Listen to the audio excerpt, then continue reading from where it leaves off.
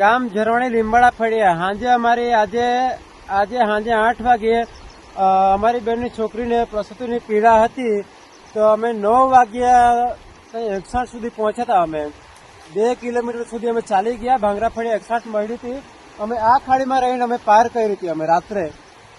તો આ ખાડીમાંથી પાર કરી હતી અમે 61 આવતા અમને થોડોક ટાઈમ લાગ્યો હતો એટલે 61 લેટ આવી હતી. તો ભાંગરા ફળિયા 61 અમને મળી તો રાત્રે 61 આવી ત્યાં સુધી અમે ત્યાં બેઠા હતા. 61 આવીને પછી બેહાડીને પછી ધીર ખાડી પુલ ઉપર જઈને મહિલાએ પ્રસૂતિની પીડા ડિલિવરી ત્યાં થઈ ગઈ હતી ધીર ખાડી પુલ ઉપર. તો ત્યાં જઈને પછી ડાયરેક્ટ ગળેશ્વર સરકારી દવાખાનામાં લઈ ગયા હતા અમે.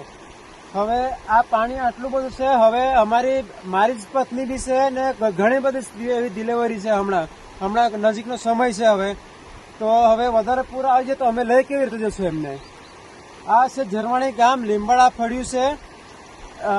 ગળેશ્વર તાલુકાની અંદર ઝરવાણી ગામ છે. લીંબાડા ફળિયાનું આ પૂર છે અંદર.